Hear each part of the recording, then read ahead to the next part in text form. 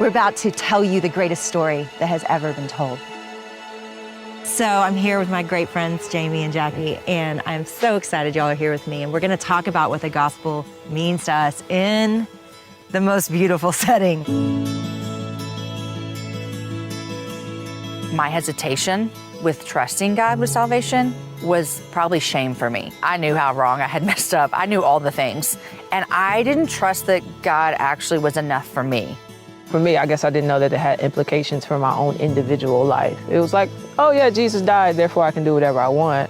Not the alternative of, no, Jesus died, therefore empower me to live like he lived. Nobody wants suffering, nobody wants difficulty, nobody wants guilt and shame. And yet those are the very things that almost every one of us that loves God brought us to God, right? We can't be passive about putting sin to death. That's right. You know, Jesus did the work, but we still got some work to do. Before our faith in his son, there was a disconnect between us and him. We are sinful people, and he is a holy God. We believe that God's son accomplished for us what we never could accomplish. The gospel has opened up the door for lovers of sin to be transformed into lovers of God. And out of that love, you are then empowered to love all of the people that God has made. So with this incredible hope that we have, with this insane freedom that he's bought for us, how are we gonna live with it? To believe and trust Jesus as a hope for your life, it's just the beginning of a story where sin and death is ultimately gonna be completely defeated. So here we go.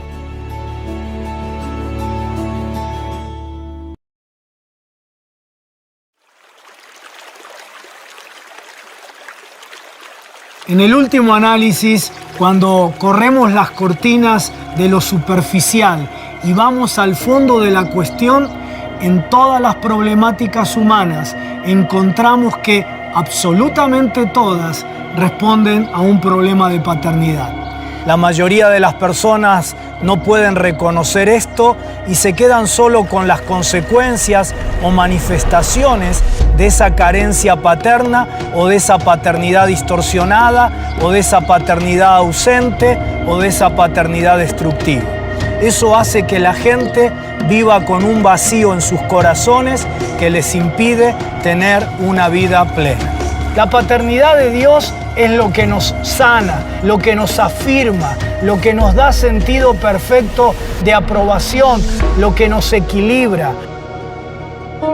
Soy el pastor Carlos Mraida y quiero ofrecerme para guiarte a experimentar una restauración de tu paternidad y que puedas alcanzar plenitud en tu vida. Esto sanará tu pasado y te impartirá la seguridad de ese futuro maravilloso que papá tiene para ti.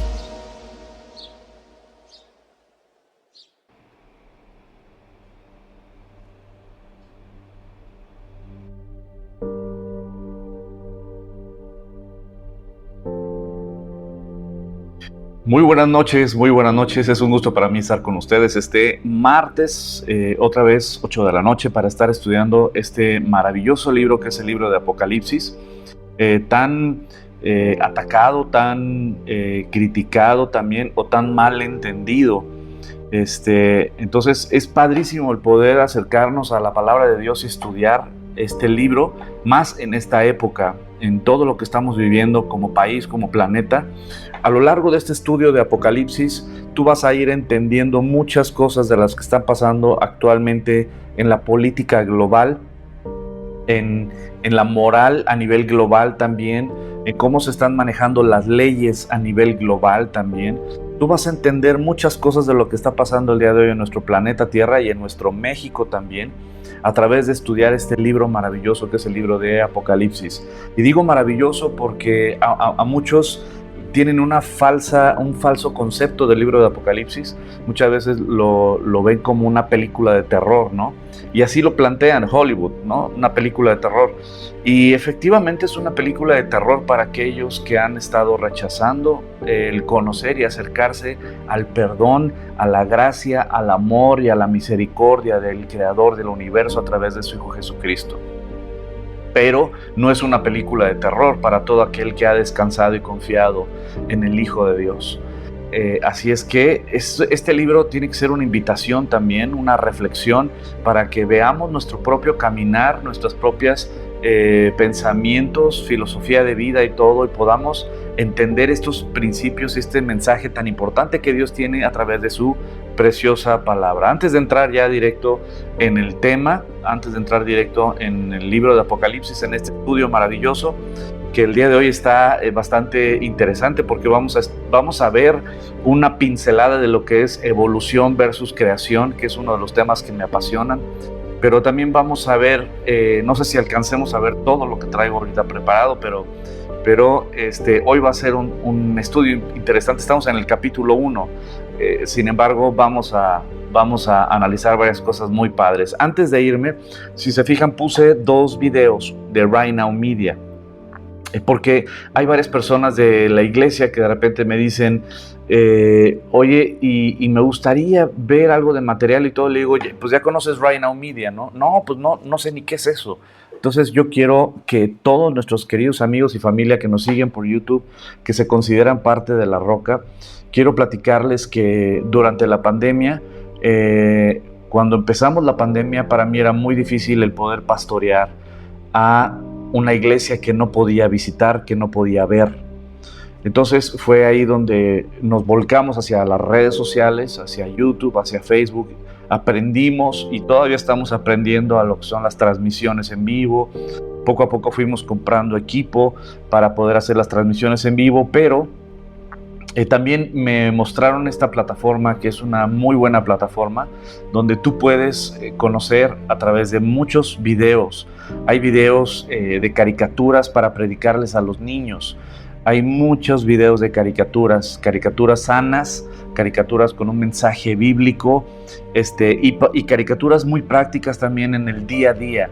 El aprender a compartir tus juguetes, el aprender a perdonar, etcétera, ¿no? Entonces, Right Now Media es una plataforma donde hay muchísimos videos de caricaturas y todo para niños, de mensajes para jóvenes. Hay muchos videos para adolescentes, para jóvenes, en fortalecer su identidad, en fortalecer quiénes son y el valor que tienen delante de Dios, en la relación entre padres e hijos. También hay videos para matrimonios, para todos los matrimonios que tal vez no pueden asistir a nuestro grupo de matrimonio los miércoles. Ahí hay material muy importante para matrimonios. Hay muchos videos, estudios bíblicos de diferentes pastores, de diferentes iglesias de Estados Unidos y de Argentina sobre todo. Hay muy buenos videos y estudios bíblicos para matrimonios. También hay estudios bíblicos para hombres, mensajes directamente para el hombre, o para mujeres. También hay varios mensajes para mujeres, también para adolescentes, también como discipulado para estar estudiando libros de la Biblia, como lo estamos haciendo aquí. Entonces hay mucho material, y nosotros como Iglesia La Roca estamos pagando una membresía precisamente en esta plataforma, y el hecho de nosotros pagar una membresía nos da la libertad de compartir un link de nuestra membresía a los miembros de la iglesia. Y ustedes pueden suscribirse gratuitamente con este link que ya acabo de poner yo aquí en los comentarios. Puse en los comentarios en el de YouTube y Facebook. Ahí está el link. Dice rightnowmedia.org. Ahí viene el link que ya lo puse. Ahí lo puedes buscar, y ya con ese link tú le das clic y te va a aparecer algunos datos que tienes que poner. Tú vas a poner tu propio password, vas a poner tu propia clave, vas a poner tu correo, me parece, es tu correo, y tú inventas tu propia clave, tu propio password, y ya puedes ingresar a todo este material de forma gratuita, ya que nosotros estamos pagando esta membresía mensual. Así es que utilicemos esta maravillosa herramienta, además de todo lo que ya estamos haciendo en la iglesia, ¿no? Que gracias a Dios tenemos grupos de niños, grupos de jóvenes. Los sábados en la tarde es el club de los niños. Los viernes en la tarde es para adolescentes, jóvenes y jóvenes adultos. Los que se están preparando para el matrimonio es una vez al mes la reunión. Este sábado que viene nos toca, gracias a Dios, tener el estudio con ellos. Tenemos el grupo de matrimonios los miércoles. Tenemos grupos de mujeres los martes a las 10 de la mañana y los viernes a las 10 de la mañana. Tenemos grupos de oración a las 8 de la mañana del lunes y del miércoles. Tenemos el grupo de machines de los hombres los lunes a las 8 de la noche. Y tenemos el grupo, el estudio bíblico en línea, de los martes de Apocalipsis y los jueves de Génesis. En la iglesia tenemos los servicios los sábados a las 11 de la mañana y también los domingos a las 9 y a las 12 del día. Y estamos estudiando el libro de Juan, verso por verso y capítulo por capítulo. La finalidad es que tú junto con tu familia puedas crecer en el conocimiento del amor y la gracia de Dios. El tiempo está cerca.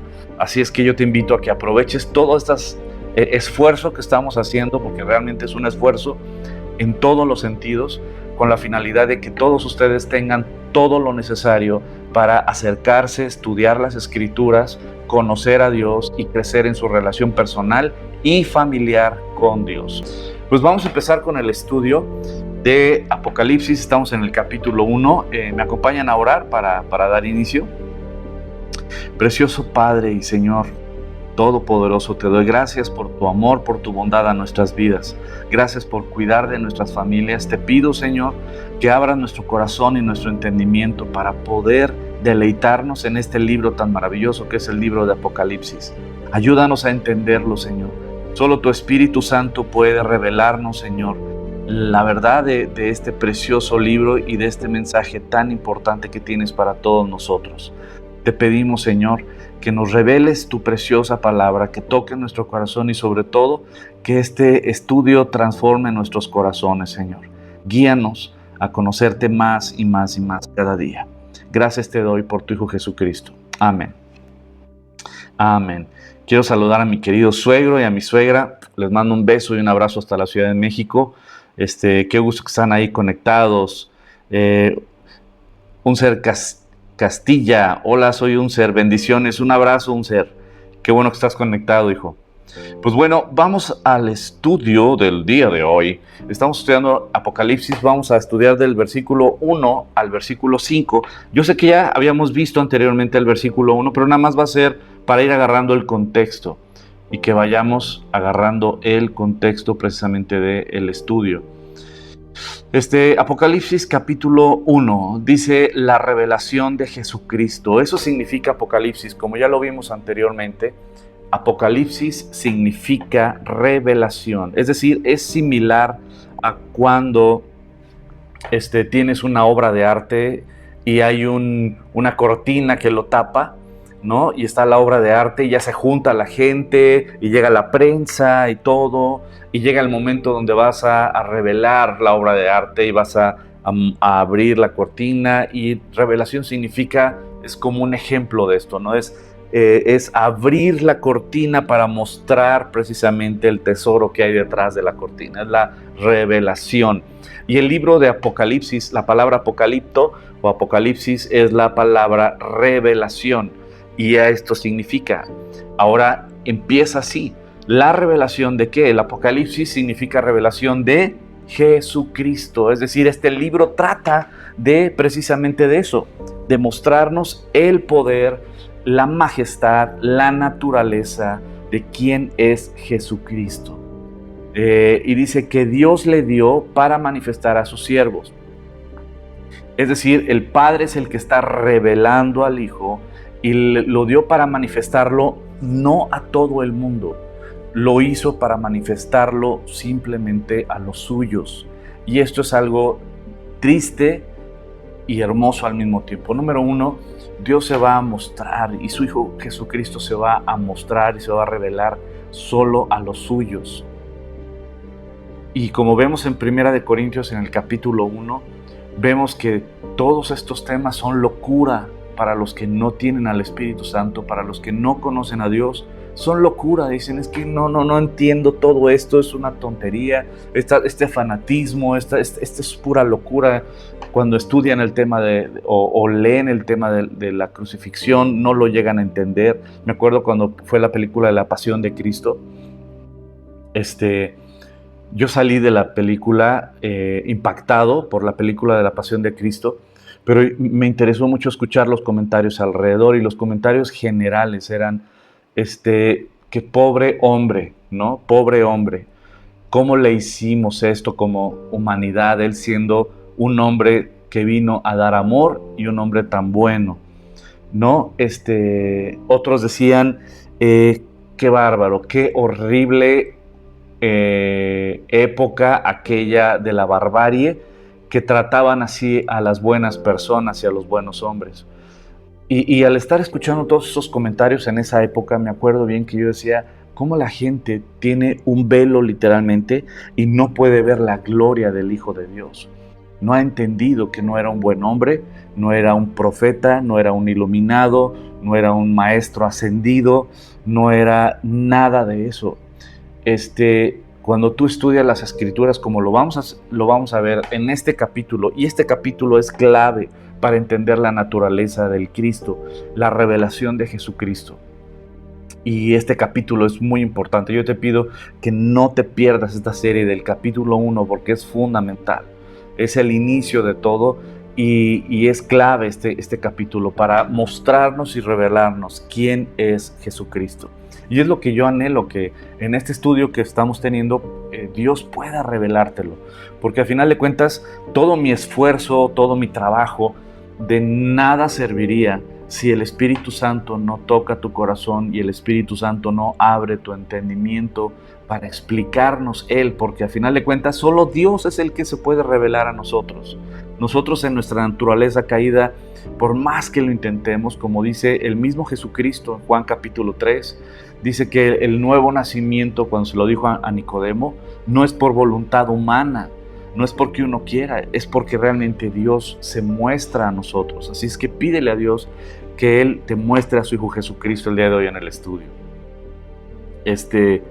Ahora vamos al versículo. Y esta parte es importante.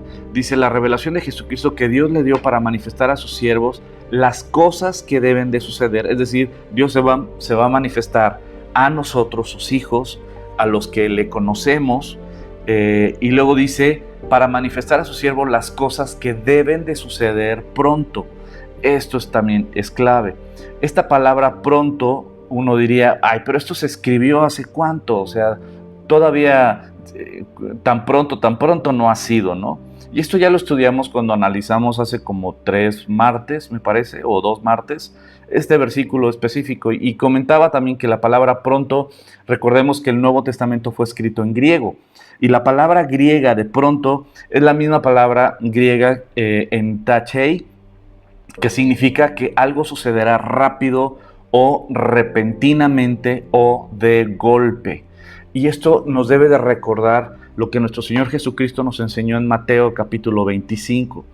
En Mateo capítulo 25 pone el ejemplo, iniciando el capítulo, pone el ejemplo de las 10 vírgenes. 10 novias que estaban esperando a que viniera el novio para llevarlas ya a las bodas. Y 5 eran prudentes y 5 eran insensatas.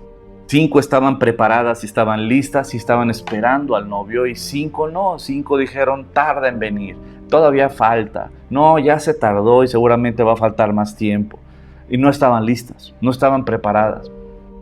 Pero como dice aquí, intachei, es decir, que vino de golpe, que vino de repente, que no fue así como que, pues ahí te voy avisando. No, fue de golpe, fue repentino. Cuando vino el novio, y las que estaban listas, las que estaban preparadas, se fueron con él a las bodas. Pero las que no estaban listas, las que pensaron que todavía tardaba y que ya había tardado y que iba a tardar más, y no estaban preparadas ni lo estaban esperando, ellas no participaron de las bodas. Y cuando tú analizas ese pasaje, es un pasaje fuerte. Pero yo te invito a que lo leas, está en Mateo capítulo 25. El mismo Jesucristo es el que da la advertencia. Y la advertencia es, estén listos, prepárense, porque voy a regresar. Y continuando en Apocalipsis capítulo 1, vamos al versículo 2, el cual ha dado testimonio de la palabra de Dios, hablando de él mismo, de Juan, ha dado testimonio de la palabra de Dios. Él predicaba la palabra de Dios como apóstol de Jesucristo, y también del testimonio de Jesucristo y de todas las cosas, que ha visto. Juan, el apóstol, él daba testimonio de todo lo que vio. el Evangelio de Juan que estamos estudiando los domingos y los sábados, precisamente recordamos todo lo que Él hizo, todo lo que Él hizo.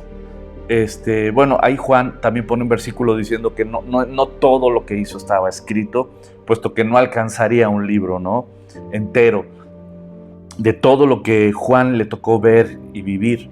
Pero él es testigo ocular de todo eso, del testimonio de Jesucristo y de todas las cosas que ha visto. Y dice, bienaventurado el que lee y los que oyen las palabras de esta profecía y guardan las cosas en ella escritas, porque el tiempo está cerca. Bienaventurados somos los que leemos, estudiamos y escuchas estas profecías y este libro maravilloso, y que guardan las cosas escritas en ellas, porque el tiempo se acaba, el tiempo está cerca. Y esto es algo importante. Yo sé que este libro para muchos es, yo no quiero estudiar este libro, yo no quiero saber nada de Apocalipsis, yo no quiero y me da miedo y etcétera. Pero debemos de entender que si Dios lo puso en su palabra, en la Biblia, es para que tú y yo lo leamos, así de fácil. Si Dios no hubiera querido que tú supieras todo esto, no lo hubiera puesto. Pero Dios lo puso para que tú tengas la confianza y la certeza de que todo lo que Él escribió se está cumpliendo y se va a cumplir. Y el hecho de que lo veas, que es...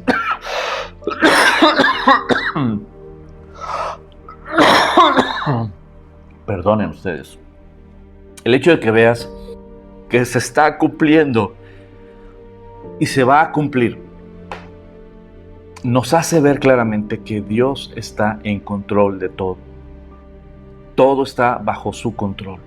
Por lo tanto, cuando vemos que Él pone hasta por escrito lo que va a pasar en el futuro, como bien dijo Marifer, estamos leyendo el periódico del mañana, entonces cuando ves que ya está escrito lo que va a venir, ahí puedes ver que Dios está en control, a tal grado está en control que hasta lo puso por escrito, para que veas, esto es lo que va a pasar, esto y esto y esto. Entonces es un libro que somos bendecidos al leerlo y al estudiarlo. Y luego nos vamos al versículo 4. Juan a las 7 iglesias que están en Asia. Gracia y paz a vosotros del que es, el que era y el que ha de venir, y de los 7 espíritus que están delante de su trono. Ahora, esto está padre. Lo vimos la vez pasada también, que ahorita nada más vamos a analizar algo que aquí en el libro de Apocalipsis constantemente vamos a ver el número 7, 7, 7. Les recordaba que el número 7 significa que es un número que significa lo completo. Recordemos que en la Biblia los números sí tienen un significado. Discúlpenme ustedes, pero bueno, estamos en familia, estamos en mi casa, su casa, y ya tengo mi cafecito, y ya con mi cafecito voy a poder estar al tirito, sin azúcar. Ya le estoy bajando al azúcar por cuestión de la panza, ustedes sabrán. Pero volviendo al tema, el número 7 se repite constantemente en la Biblia. Y el número 7 se va a repetir constantemente en el libro de Apocalipsis. Lo vamos a estar estudiando bastante. El número 7 tiene un símbolo, así como cada uno de los números en la Biblia tiene un símbolo.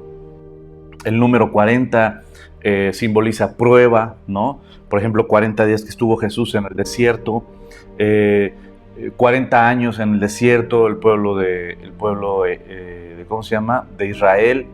En el desierto estuvieron durante 40 años. Las semanas de embarazo, ¿no? Son 40 semanas. O sea, el número 40 sí tiene un símbolo. De la misma manera, muchos de los números tienen símbolo. Algunos no les he encontrado una simbología con un respaldo fuerte bíblico, pero el número 7 sí tiene mucho respaldo de a qué significa. Algunos erróneamente dicen que el número 7 es el número de Dios. Y eso es falso, porque hay un versículo que habla sobre el anticristo y aparece ahí también el número 7 dentro del versículo, que posteriormente ya nos tocará estudiarlo a profundidad. Por lo tanto, ese versículo echa abajo esa postura. Sin embargo, sí, el número 7 significa, o el símbolo que tiene el número 7 es lo completo. Por lo tanto, cuando habla de las 7 iglesias, no significa que sean solamente 7 iglesias, sino está hablando de ese número representativo que habla de la completez de las iglesias representadas en esas 7 específicamente que Jesucristo eligió para darles un mensaje. Pero habla de lo terminado, de lo completo. Ejemplos prácticos tenemos, por ejemplo, las 7 notas musicales. 7 notas musicales. Y así nos podemos ver de varias cosas, que es el número 7 que representa lo completo. Y como les digo, a lo largo de Apocalipsis vamos a ver el número 7. Por ejemplo, en el capítulo 3 dice el que tiene los 7 espíritus de Dios y las 7 estrellas. A la iglesia de Sardis le está dando este mensaje. En Apocalipsis 4 dice: el trono salían relámpagos y truenos y voces, y delante del trono ardían 7 lámparas de fuego, las cuales son los 7 espíritus de Dios. Una vez más vemos el 7, el 7, el 7, el 7. Ahora vamos a Apocalipsis capítulo 12, y es lo que yo les decía, de este versículo del anticristo. En el Apocalipsis capítulo 12 habla en el versículo, está hablando del anticristo, y en este ejemplo que pone del anticristo, hay este pasaje donde dice: también apareció otra señal en el cielo, y aquí un gran dragón escarlata que tenía 7 cabezas y 10 cuernos, y de sus cabezas 7 diademas. Entonces, una vez más aparece el 7 en este tema, y sin embargo no está hablando de Dios. Por lo tanto, el número 7, el significado más que tiene más sustento, es que el número 7 representa lo completo. Ahora, regresando a Apocalipsis capítulo 1, dice Juan a las 7 iglesias. Son 7, físicamente eran exactamente 7 iglesias. No era una simbología solamente. El número 7 sí, pero las iglesias no. Las iglesias sí eran iglesias físicas que existían y estaban en Asia. Ahora, algo muy importante: cuando tú lees que estaban 7 iglesias en Asia, pues luego te vas a China, ¿no? Japón, te vas por allá. Y no. Asia era una provincia de Roma que estaba en actualmente lo que le llamamos Turquía, y estaba en la parte oeste de Turquía. Y a eso se refiere a Asia, no al continente asiático donde está China, Japón, etcétera. No, se refiere a una provincia romana en la actual, que actualmente es la zona de Turquía. Entonces, para que veamos dónde estaban ubicadas estas 7 iglesias, estaban ubicadas actualmente en Turquía, no que las iglesias actualmente estén ahí. Sin embargo, estas 7 iglesias que son de las cuales habla nuestro Señor Jesucristo, y estos mensajes que vamos a estudiar tan directos y tan impactantes para nosotros también, porque esos 7 mensajes a las 7 iglesias aplican también para nosotros. Tú y yo, cuando empezamos a estudiar lo que es Apocalipsis 2 y Apocalipsis 3, te vas a dar cuenta de estos mensajes a las iglesias, que son mensajes para nosotros también. Ahora, continuando, dice Apocalipsis 1, versículo 4.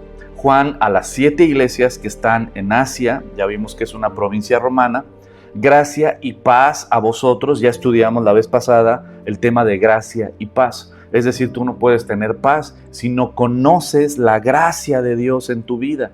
La palabra gracia es del griego charis, que significa un regalo que no nos merecemos. Y cuando entiendes ese regalo de Dios a toda la humanidad a través del perdón de nuestros pecados y una nueva vida en el Hijo de Dios, en el Cordero de Dios, en Jesucristo, ese perdón de pecados y esa vida eterna que nos regala en su Hijo, ese regalo maravilloso, puedes tener paz aún en medio de las tormentas. Y esto lo estudiamos el martes pasado. Gracia y paz a vosotros, del que es, el que era y el que ha de venir. Y este es el tema que vamos a ver ahorita. El que es, el que era y el que ha de venir. ¿Qué significa y quién es el que era y el que ha de venir. Si te fijas aquí, está hablando del que es, presente, el que era, el pasado, y el que ha de venir, el futuro. Está hablando tres puntos importantes. Esta frase, cuando la vas a ver en la Biblia varias veces, y aquí en Apocalipsis la vamos a volver a ver, aquí en el mismo capítulo 1 la vamos a estudiar, el que es, el que era y el que ha de venir, está hablando de el eterno. ¿Qué significa el eterno? Cuando habla precisamente la Biblia del que es, el que era y el que ha de venir, de el eterno, del que no tiene principio y no tiene fin, el que está fuera del tiempo, más bien Él creó el tiempo. Y es uno de los puntos que quería tocar. Como les dije, vamos a tocar un poquito el tema de evolución versus creación. ¿Por qué? Porque cuando tú entiendes la eternidad de Dios, de quién es el eterno y por qué es el eterno, realmente puedes descansar hablando específicamente del tema de la muerte. Sería una muerte física. Y vamos directo al tema. El que es, el que era y el que ha de venir. El eterno está fuera del tiempo. Él creó el tiempo. Es como el pastelero. El pastelero, cuando hace un pastel, tiene la harina, tiene los huevos, tiene mantequilla, tiene la leche, ¿no? Entonces tiene los elementos para hacer la masa y después meterla al horno, etcétera. Y cada uno de los elementos pudiera representar una parte del universo. Por ejemplo, el universo está conformado por materia, es una materia que ocupa un espacio y está sujeta al tiempo, ¿no? El universo está conformado por eso, por materia, por espacio, por tiempo, energía también. Entonces, cuando vas entendiendo estos conceptos de que el universo, todo lo que tú y yo conocemos, todo el universo está conformado por esto, por materia, espacio, tiempo, energía, digamos que son los ingredientes para hacer el universo. De la misma manera que el pastel está creado por leche, huevos, mantequilla, harina, ¿no? Y todo eso junto forma una masa, que esa masa sería como el simi del universo.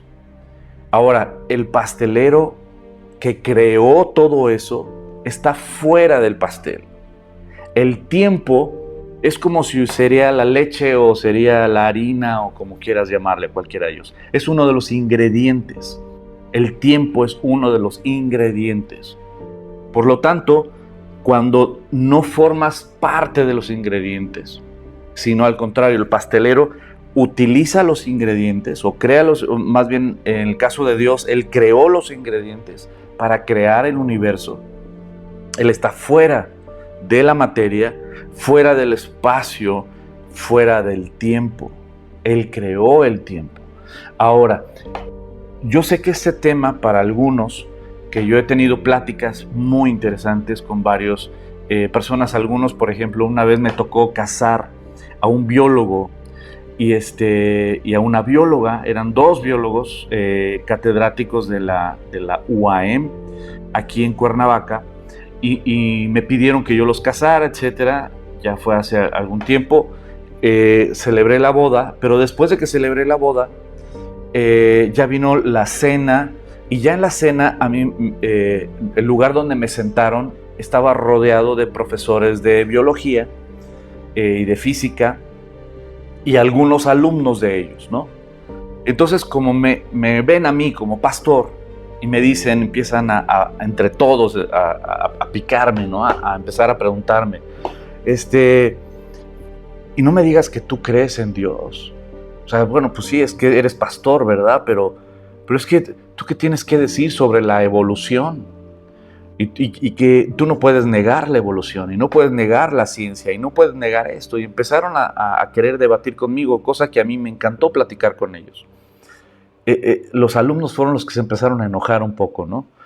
Porque querían platicar del tema y me encantó platicar con ellos, y yo platicaba con ellos, y es un poquito de lo que les voy a compartir ahorita, es un poquito nada más de esto precisamente, cuando tú dices, es que, bueno, Dios es el eterno, pero si Dios creó el universo, entonces, ¿quién creó a Dios? ¿No? Esa famosa pregunta que siempre hacen. Y esa pregunta es como decir, la palabra Dios implica precisamente que Él es el Todopoderoso, el Creador. Y cuando dices quién creó a Dios, sería como decir con quién está casado el soltero. Pues es que si es soltero, pues no es casado.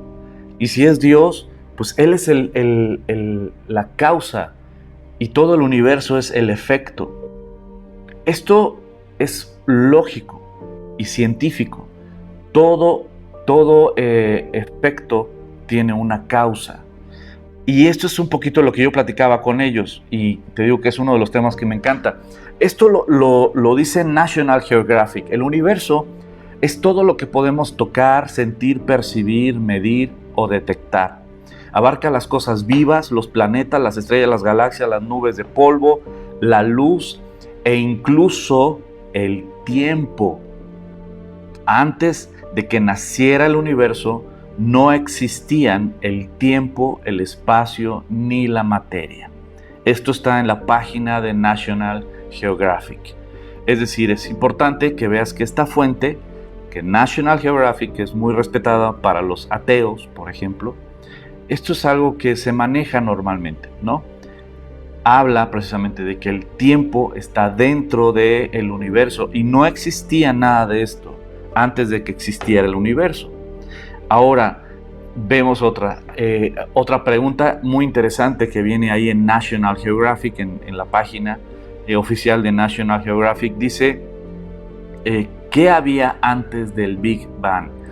Y dice, antes del Big Bang, según los científicos, la inmensidad del universo observable incluía toda su materia y radiación.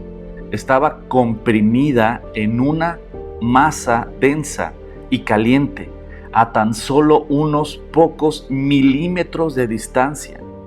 Este estado casi incomprensible, se especula que existió tan solo una fracción del primer segundo de tiempo. Yo no sé si tú entendiste lo que quisieron poner aquí, pero realmente ni siquiera pueden explicar. Y era lo que yo le preguntaba a ellos, ¿no? Le digo, ok, me hablas de que algo, nadie sabe qué era. Algunos siempre te van a decir que era esto, que era lo otro. Inclusive no se ponen de acuerdo en la cantidad de años, 20,000 años, 20,000 millones de años, otros 18,000 millones de años, etc. Pero algo que nadie te dice qué era ese algo.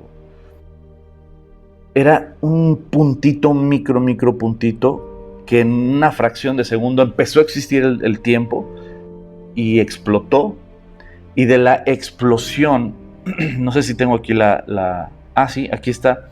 De la explosión surgió absolutamente todo lo que conocemos. De ese punto que nadie sabe qué tenía ese punto, ni cómo llegó ese punto ahí, ni quién creó ese punto, porque al final de cuentas, si eso eran células, materia, protones, lo que sea que haya sido ese punto, que nadie sabe qué era ese punto ni qué contenía. Realmente de la nada viene. Eso es algo lógico. Y del desorden nunca viene el orden. Eso es física. Al contrario, sí del orden sí viene el desorden. Si no, pregúntale a la habitación de tus hijos. Hay un orden y dale unas horas y vas a ver un desorden después. Pero nunca de la nada viene un orden perfecto de un desorden. Nunca. Y esto es algo sumamente interesante, porque cuando la gente empieza a dudar del Creador, empieza a dudar es muy, muy interesante hacerles preguntas para que ellos mismos analicen sus propias filosofías de vida. Y te pongo un ejemplo aquí de una biblioteca. Yo no sé cuántos libros podrá, entre artículos, revistas y libros puede haber en la biblioteca de la UNAM. Vamos a suponer que hay más de 3 millones de artículos, libros y artículos, libros y revistas, ¿no? Más de 3 millones en la biblioteca de la UNAM. Pero te afirmo que todas las bibliotecas están seccionadas. Algunas tienen su orden alfabético, pero también no solo el orden alfabético, sino también están seccionadas por temas, ¿no? Libros de matemáticas, de física, física cuántica, historia de México, biología, el ADN, es decir, cada una de las bibliotecas está todo organizado de una manera perfecta, ¿no? Bueno, como si yo me la viviera en las bibliotecas, ¿verdad? Pero me acuerdo cuando iba en la secundaria, que de verdad, no, pero sí, o sea, todas las bibliotecas o las librerías, está todo seccionado. Ahora, aquí el punto es que lo que ellos me decían es que pues, yo les hacía preguntas y se enojaban. O sea, bueno, ¿y qué fue lo que había? Y ese puntito, ¿cómo llegó ahí? ¿Y cómo surgió ese puntito? O sea, de la nada surgió. ¿Qué existía antes del puntito? Nada. Y de la nada surgió un puntito y de ese puntito explotó. ¿Por qué explotó? Nadie sabe, son especulaciones, pero te lo dicen, se quieren, digamos que en la forma en la que lo quieren explicar es que a lo largo de millones y millones de años, pues explotó y hubo un orden perfecto, ¿no? Y de eso explotó y de ahí surgió un orden tan perfecto que digo, en verdad, mi fe no llega a tanto. Ustedes tienen mucha fe y se enojaban. Ah, claro que no, eso es evidente. Digo, ¿cuál evidencia? ¿Cuál evidencia hay? Dame una evidencia de eso. ¿Quién puede presentar? El método científico es imposible. ¿Por qué? Pues porque es de repetir, observación, repetición, observación, hipótesis y todo eso. Y es imposible a través del método científico. ¿Qué otro método puedes ocupar para ver todo esto? Ahora, lo que sí tenemos es ciencia verdadera, ¿no? Por ejemplo, la física, las leyes de la termodinámica, la segunda ley de la termodinámica también nos le corta la cabeza a la evolución. Entonces, platicando con ellos de una manera muy romántica, muy práctica, pues realmente yo les decía, es que mi fe no llega tanto, o sea, de la nada, ¡pum! Y ellos decían, pues, me dices lo mismo de un Dios, ¿no? O sea, que de la nada Él creó todo. Le digo, pues sí, porque si yo pienso, por ejemplo, veo en un celular, pues yo no creo que se hizo solo. Yo veo un celular y digo, alguien lo hizo. Si yo veo algo, un animal, yo veo algo, yo pienso, no se hizo solo a lo largo de millones de años, ¿no? Yo veo toda la creación y veo un orden perfecto, un orden increíblemente perfecto. Sería el hecho de que me digas que crea yo en la evolución es como decir, ¿sabes qué? Es como poner todos los libros en un punto, hacer que exploten los libros y cada libro se pone en su anaquel por orden alfabético, pero también temático. Los de matemáticas se juntaron, y todo fue por una explosión. Si me dices del Big Bang, es eso. Es una explosión que creó un orden perfecto, impresionante. Vamos a pensar en un auto. Aquí tengo un poderoso Golf. Y aquí está una foto que encontré, gracias a Dios, de algunas de las partes, no creo que estén todas las partes que conllevan el armar un Golf. Pero lo que sí es que aquí están muchísimas partes. Ahora, el hecho de que tengamos todas las partes, la pregunta es, bueno, alguien tuvo que poner esas partes, alguien tuvo que dar esa materia prima, ¿no? Número uno. Y número dos, no solo es toda la materia prima, sino todo tiene un orden, todo tiene un porqué en un lugar. Y esto es otro de los puntos. ¿Sabes qué? Si tú quieres negar que hay un arquitecto, un diseñador, un creador de todo, Hay preguntas claves, decirte dónde salió toda la información genética. Un elefante tiene información genética específica que no la tiene un delfín. Tienen información genética diferente. También el ser humano tiene información genética diferente al mono, aunque dicen, no, es que se parecen muchísimo. Algunos sí, la verdad, ¿no? Y no, pues es que son los únicos que tienen el dedo gordo, no sé, pues es mentira, el koala también lo tiene. Y no por eso venimos del koala, ¿no? Pero dicen que venimos del mono y que hay una evolución del mono. La pregunta es, ¿dónde están los famosos eslabones perdidos, no? Nunca van a encontrar porque no hay evidencia de esa transición famosa. Siempre vemos lo que la Biblia enseña en Génesis capítulo 1, que todo fue creado conforme a su especie. Creó a los animales conforme a su especie, creó al hombre conforme a su imagen. Entonces vemos claramente que el que es, el que era y el que ha de venir es el creador de todo el universo, es el creador del cosmos, es el creador de la materia. Y yo no encuentro realmente, ahora te digo, no solo es la materia, ¿no? Porque hablando otra vez del tema de la información, cada especie tiene su información genética. Pero aún no solo es pura información genética, es un orden perfecto, es un orden increíblemente perfecto. Si tú me dieras todas estas partes del vehículo, todas estas partes, si me lo pusieras así, en ese salón o auditorio donde está, aquí están todas las partes, mi Hugo, ahora sí, ármate tu Golf. ¿Sabes qué? No caminaría. ¿Y sabes por qué no caminaría? Porque yo no sé armar un Golf, porque no solo es tener las partes, sino que estén en el lugar correcto para que funcione. Así de fácil. El cuerpo humano es algo tan perfecto. Y fíjate, un solo error en una posición, en una sola posición, un solo error en una sola posición de las 1479 moléculas que forman una proteína. Una sola proteína causan una enfermedad que es la fibrosis quística. Un solo error en una de las 1479 moléculas que forman una proteína causa una fibrosis quística. No solo es la información, sino es todo en su lugar. Todo tiene que estar en un orden perfecto. Cuando ves tú llegas a una playa, imagínate que naufragas, ¿no? En tu superyate naufragas y llegas a una isla y ves la isla sola completamente y gritas y no hay nadie, y gritas y no hay nadie y te encuentras solo o sola en una isla, pero de repente vas caminando desesperado por la playa buscando a ver si hay alguien con vida y de repente encuentras hecho con palitos en la arena,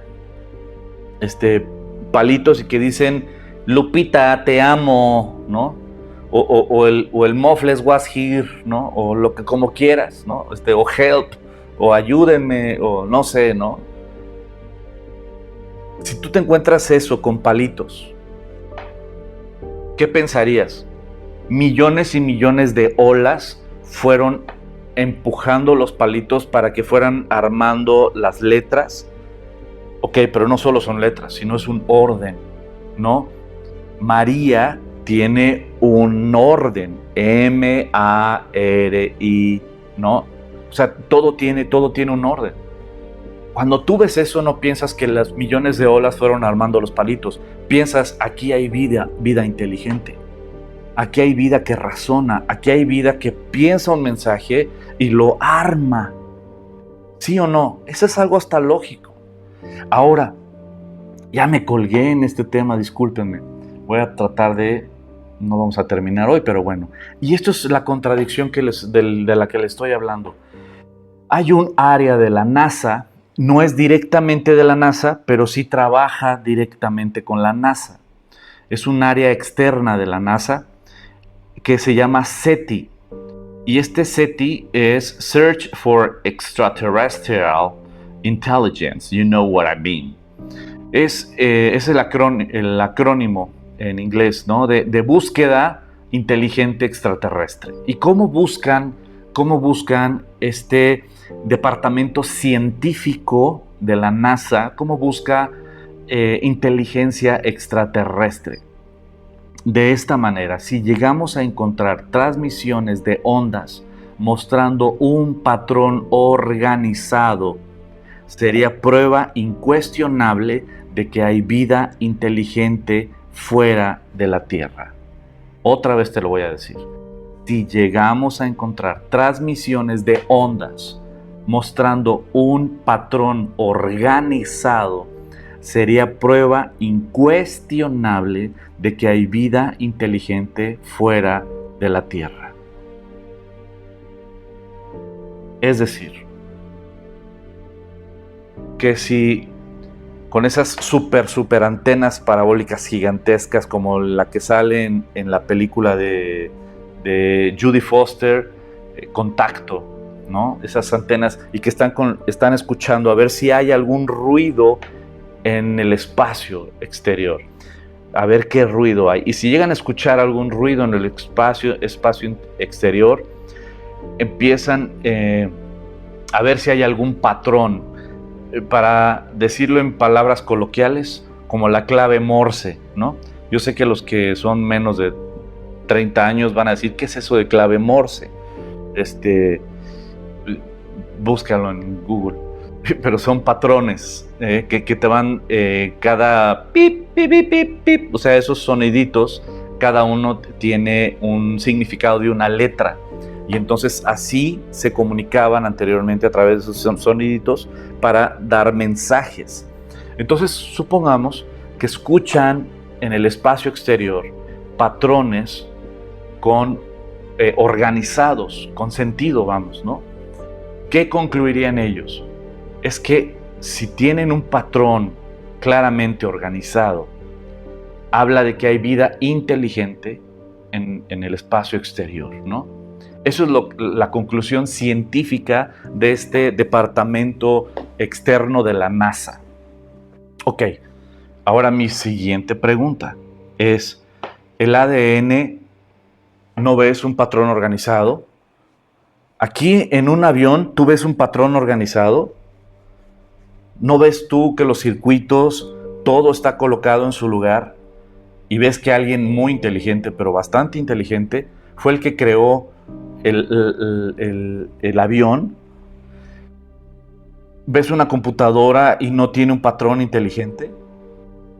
Ahora, ese afán por estar negando al eterno, al Dios eterno, todopoderoso, vemos en este mensaje, por ejemplo, de Charles Darwin, ¿no?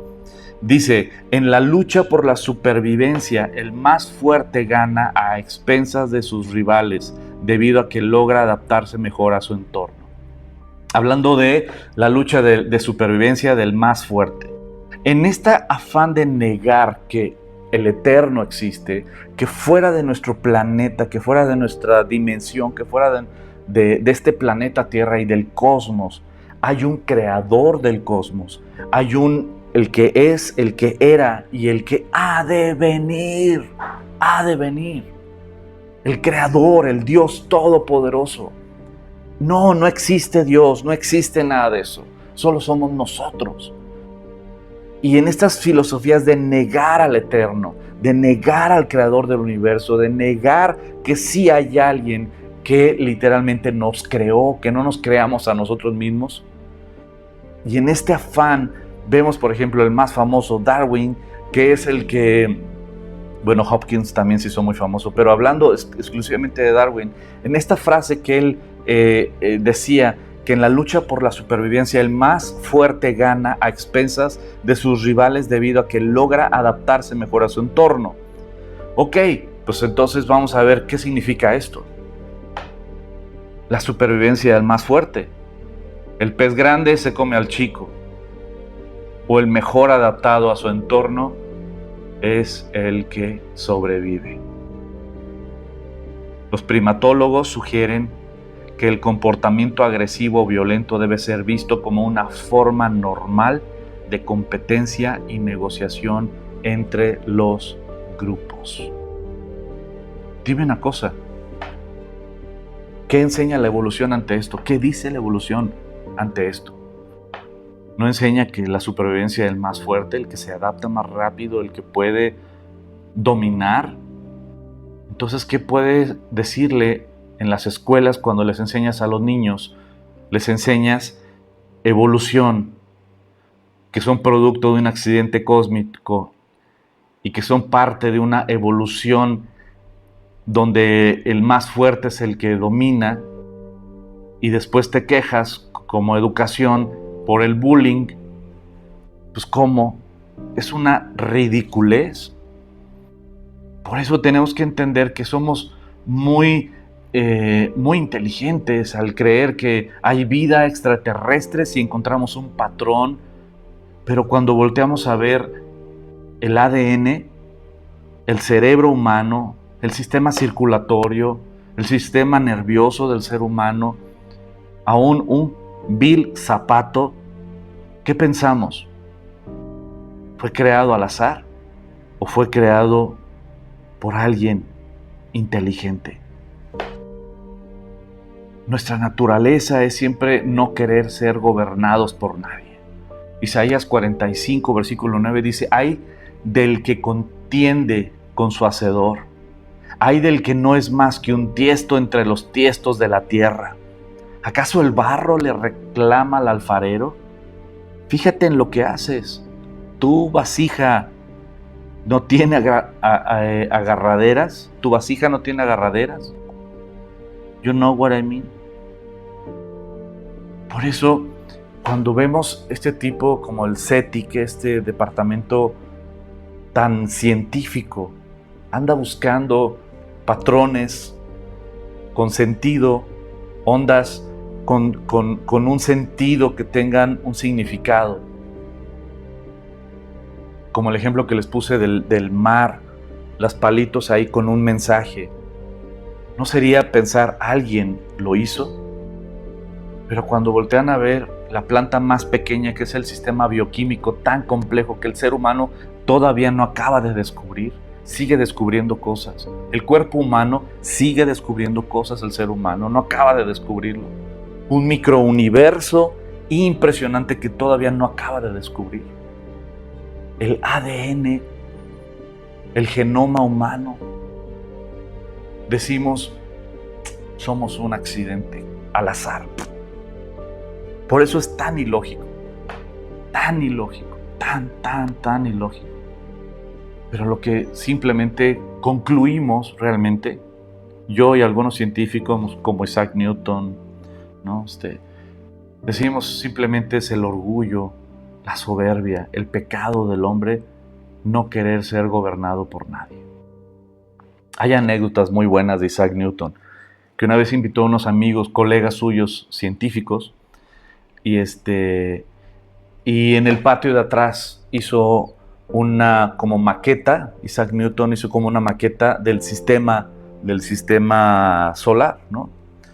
Y cuando llegaron sus amigos, los colegas científicos, y vieron todo el sistema solar así, bien organizado, bien hecho y todo, dijeron: ¡wow! ¿Tú hiciste esto? E Isaac Newton les contestó: no, se hizo solo. Ellos entendieron el mensaje que les estaba dando. Me encanta Isaac Newton porque también hizo un comentario bíblico del libro de Daniel, de las profecías de Daniel. Se los recomiendo. Entonces, vemos que realmente la naturaleza del hombre no es que no haya evidencia. La naturaleza del hombre es que no quiere ser gobernado por nadie, como el Salmo 2 que estudiamos el domingo. El hombre no quiere ser gobernado por nadie tontamente, porque Dios es un gobernante precioso. Es el único gobernante que nos ama y que realmente le importamos. No le importas a ningún político, no le importas a ningún partido, te usan los partidos y los políticos. Pero Dios sí te ama. Dios sí le importas. Dios dio su vida por ti en esa cruz para salvarte. Y Dios es real. Él es el Todopoderoso, Él es el que era, el que es, y este tema también vamos a ver después, el que ha de venir. ¿Lo estás esperando? Y por cuestión del tiempo vamos a pararle aquí porque todavía falta mucho que ver de este versículo. Pero vamos a partirlo en no sé cuántas. Pero hasta aquí le dejamos por esta noche. Y quiero leer antes de irnos algunos comentarios, ¿no? Mi querido suegro, buenas noches, pendientes. Un abrazo, un ser.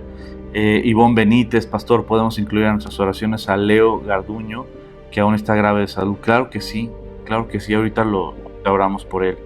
Felipe Bobadilla, buenas noches, saludos, un abrazo. Erika Mendoza, gracias pastor por su tiempo, Dios lo bendiga, y a su hermosa familia. Muchas gracias, Erika, muchas gracias. Y sí, mi familia es hermosa, muchas gracias. Carlos, gracias pastor, desde León, Guanajuato, un abrazo hasta León, Guanajuato. Tenemos unos amigos muy lindos allá. Pues mi querido Carlos, es cierto. Qué bueno que estás conectado, qué bueno, no sabes qué gusto me da que estás conectado, mi querido Carlos.